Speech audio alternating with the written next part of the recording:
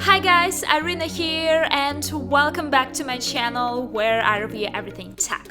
In today's video, let's talk about the Google Pixel 5a, which you could also call Pixel 5a 5G, since unlike last year, this time around we get only one Pixel 5a model which supports 5G. This phone has been my daily driver for a few weeks now, and I have a lot to say about this phone. Also, I've got some questions about this phone from you guys, so I'll try to answer all of them in this video, so let's begin. A few words about the design of the Pixel 5a. First of all, I have to admit that I absolutely love that this phone has a metal body. It just feels solid, especially when compared to phones with polycarbonate bodies. And don't get me wrong, I have nothing against phones with polycarbonate bodies because they have their own benefits such as lightweight and oftentimes lower price, but this metal design just feels good in the hand. I've seen in the comments that some people like the new color and some people thought Google could do better, and if you ask me, while I cannot say that this is my favorite color, I still think the whole idea of this chameleon finish is interesting and refreshing.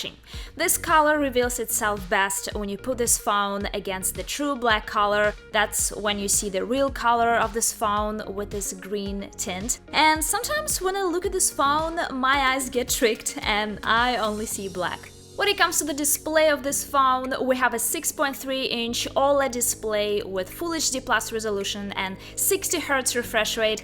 This display is slightly bigger than the one on its predecessor, the Pixel 4a 5G, but other than that, I would say I've had pretty much the same experience with the display of this phone, since I haven't noticed any significant difference in brightness or any new display features on the Pixel 5a. As you can see, the display settings are identical on these phones, including my favorite Now Playing feature.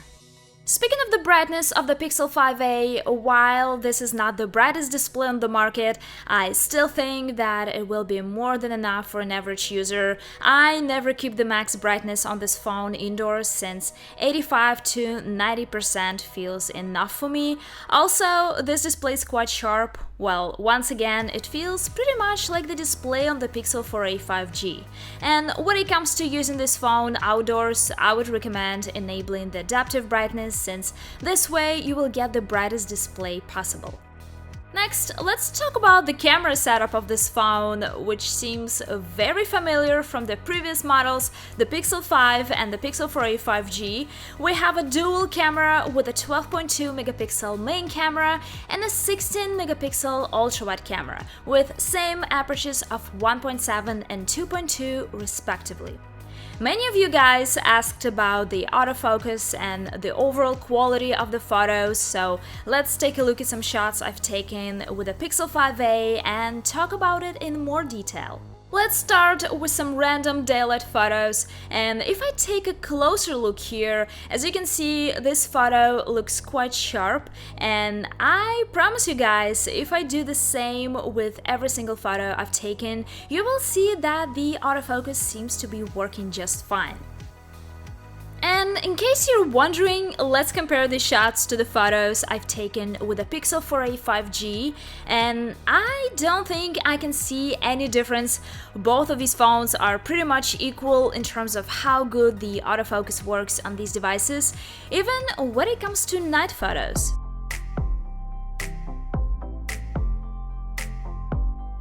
And a few more photos taken with the Pixel 5a for you guys.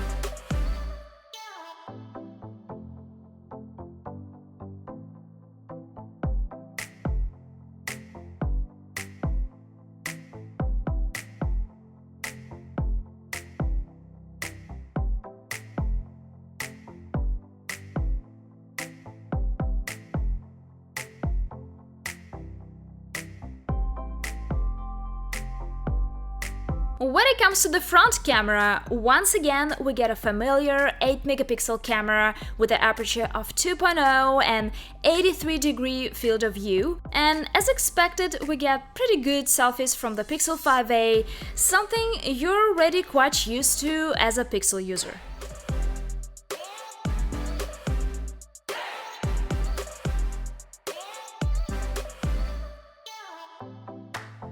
Now let's talk about the videos. You can shoot 4K videos at up to 60 frames per second on the Pixel 5a.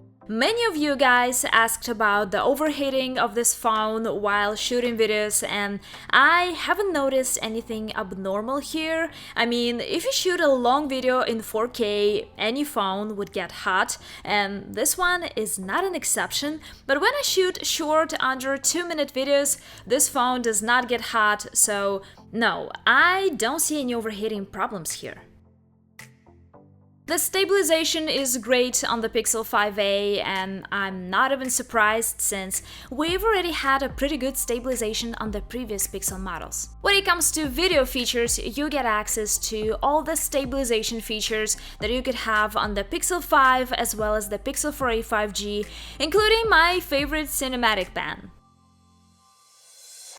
Now let's talk about the battery. We have a 4680 mAh battery on the Pixel 5a, and this is the biggest battery on the Pixel so far. Well, at least until the Pixel 6 series comes out, and then we'll see. So when it comes to battery life, the Pixel 5a seems to be pretty good. This phone can easily last me through the day with moderate use. Usually I get about 9 hours of screen on time, so yeah, a solid battery life is definitely a strong advantage of this phone. Now let's talk about charging. Unfortunately, this phone does not support wireless charging, and hence it doesn't have the battery share feature, but let's not forget that you could still share some battery using a cable. And let's do a charging test. I'm gonna use the 18-watt power brick and the USB-C cable that I got in the box with this phone. And let's go. In 30 minutes, we get 37%. In 1 hour, we get 68%. In 1 hour and 30 minutes, we get 92% on the Pixel 5a. We're almost there, it's 99%. And finally, it takes 1 hour and 51 minutes to fully charge the Google Pixel 5a. Not too bad, but I hope we'll see something new on the Pixel 6 series in terms of charging technology. Now let's talk about the performance of the Pixel 5a. This phone runs on Snapdragon 765G, there are 6GB of RAM on this phone, and the Pixel 5a feels pretty snappy. I haven't noticed any obvious stutters or freezes. This is definitely not the fastest phone I've ever used, but the overall performance seems to be quite smooth. The thing I've noticed is that sometimes the photo processing takes a long time, especially when it comes to portrait mode. However, when it comes to gaming, this phone can easily handle some of the demanding games. I've tried some of my favorites, Asphalt 9 and Call of Duty, and I haven't noticed any issues on this phone. It's important to note that the Pixel 5a has an IP67 rating, and this is actually the first A-series Pixel that has an IP rating, which is a significant step up. The IP67 rating means your phone is completely sealed from dust and it's water resistant. You can submerge it up to 1 meter for up to 30 minutes, so if you accidentally drop your Pixel 5a in the water, it should be alright. This phone comes with a fingerprint sensor on the back, just like its predecessors, and I think a fingerprint sensor is still quite useful. The location of this fingerprint sensor feels convenient, and in general, it works just fine, so no complaints here. This phone comes with 128GB of non-expandable storage, and with the previous Pixel models you had access to unlimited storage on Google Photos, but as you probably already know, Google has made some changes, so now all new photos and videos will count toward your 15GB of Google account storage. But if you ask me, I think 128GB is still pretty good. This is the amount of storage I usually have on the majority of my phones, and to me it feels enough. Next, let's talk about the audio on the Pixel 5a. This phone has a 3.5mm headphone jack, which means you can still use your favorite pair of wired headphones. And we have stereo speakers on the Pixel 5a, the in-display speaker at the top and one speaker at the bottom on the right.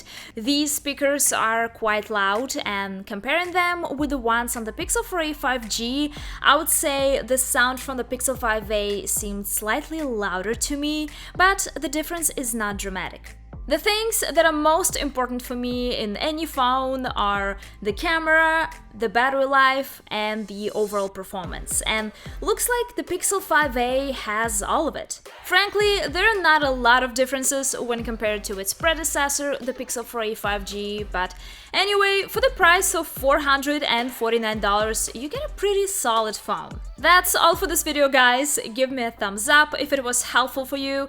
Thank you so much for watching, and see you in the next video.